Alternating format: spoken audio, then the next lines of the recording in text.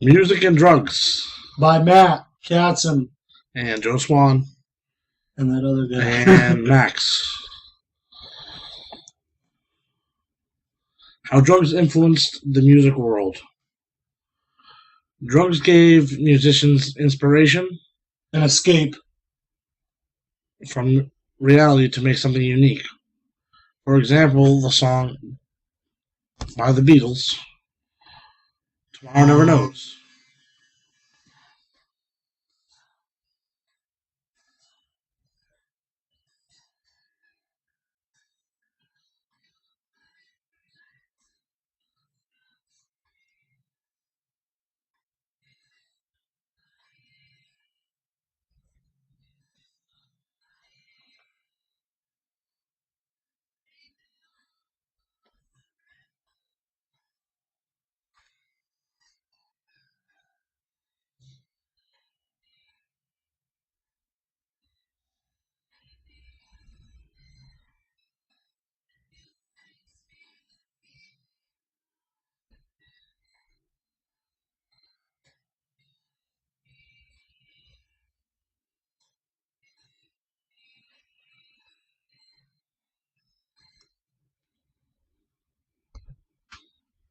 That song was written by the Beatles and described what it felt like to be on drugs. A trip.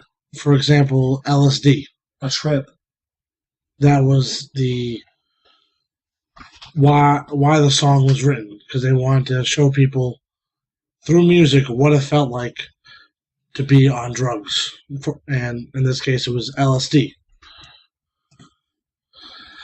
John Lennon once said, while under the influence of acid, Lennon started drawing and perceived Harrison's house as a big submarine where they all lived. And this is where the Yellow Submarine song came from. Yeah.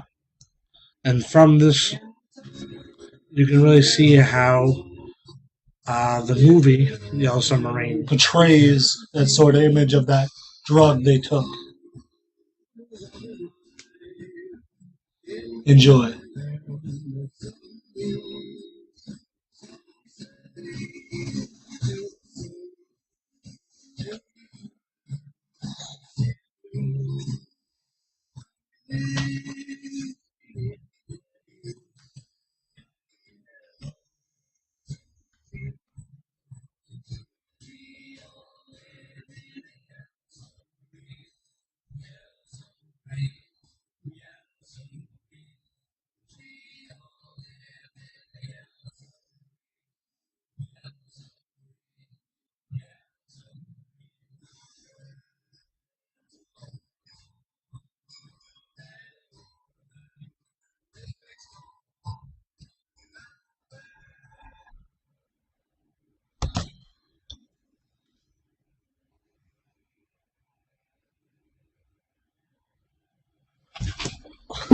Popular drugs for musicians at the time were marijuana, LSD, cocaine, amphetamines, and heroin.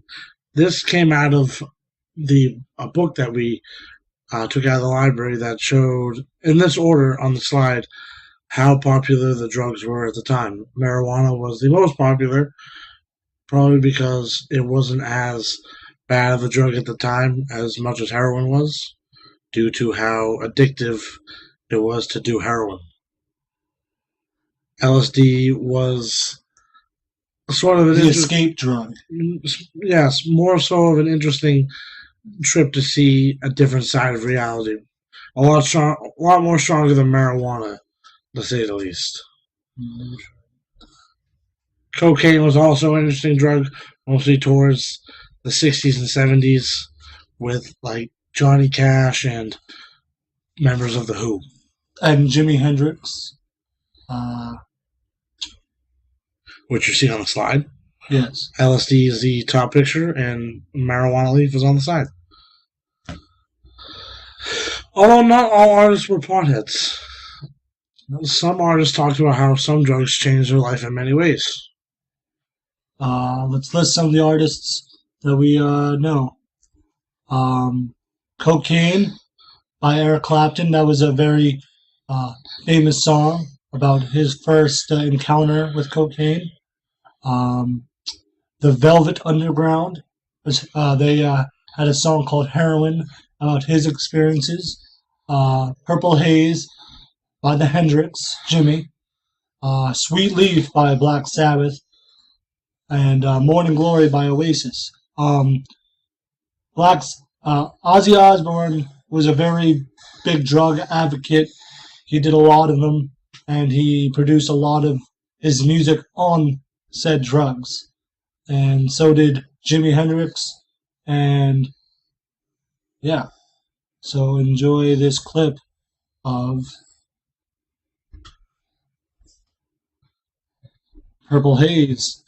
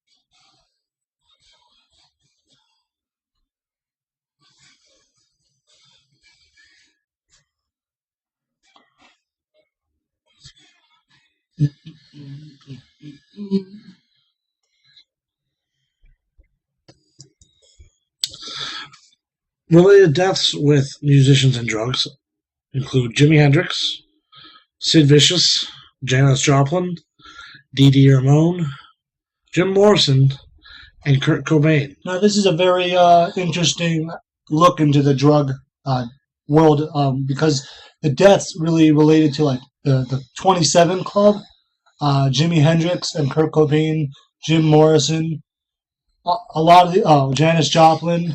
Those members were a very key element to the world of music, and they all died at a very young age due to drug overdoses and drug-related issues.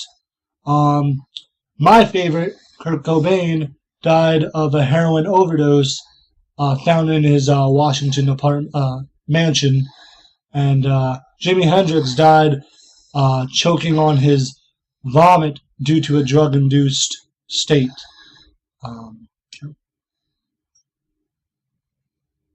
Drugs can hurt you. Song analysis. The first song is Eric Clapton's Cocaine. If you want to hang out, you got to take her out. Cocaine. What he's saying there is if you want to hang out, you've got to take out the cocaine.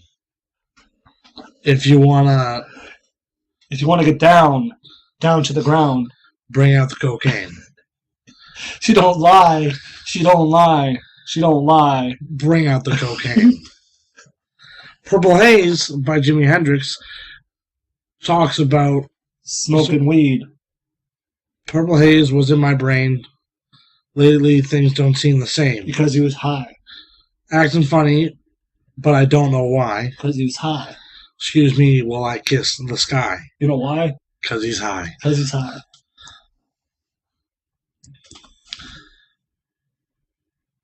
Now, going towards more of the Woodstock era, the social movement at the time,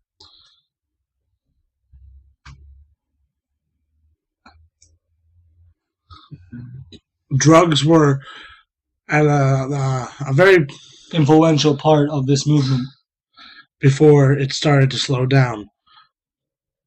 During Woodstock, a lot of people were introduced into a lot more drugs because of the artists there, such as Jimi Hendrix, The Who. And the vast amount of people that attended were very influenced by them. Such drugs as cannabis, heroin, LSD, and cocaine played a big role in these groups. Jerry Garcia loved heroin more than the music. it stated, and openly promoted drugs in many of the interviews. And also in live concerts as well. Live concerts as well. Because of the social movements at the time, and because musicians openly using drugs, the listeners built a culture around the drug use. Much like they needed it to play, a lot of them built that around that some wouldn't even go on stage if they didn't get their fix. You know? So that played a huge role in how they performed. It is the press that publicized use of drugs by musicians, sometimes going to a great length to do it, and the busts that often follow press stories further publicizing these activities. The counterculture in the 1960s. This was an anti-government culture phenomenon in the 1960s and 70s. The culture was a subculture of the American people that revolved around social reform, anti-government feelings, and drug use. Celebrities and musicians both promoted the drug use, and this combined with counterculture movement created a strong bond between music and drugs. Now, the following clip is Santana at Woodstock, and you can see the people dancing around, influenced by them substances. Rock on, Santana. Rock on.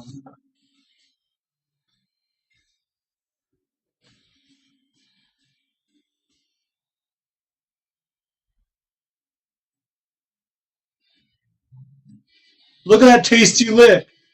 Mmm.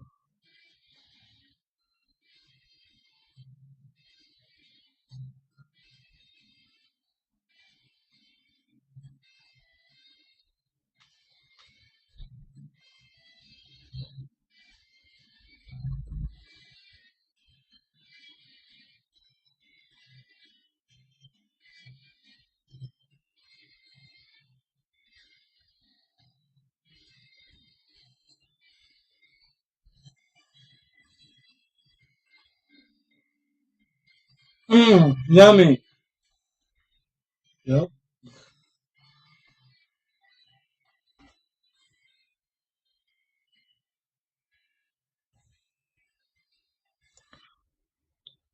Wasn't that fantastic?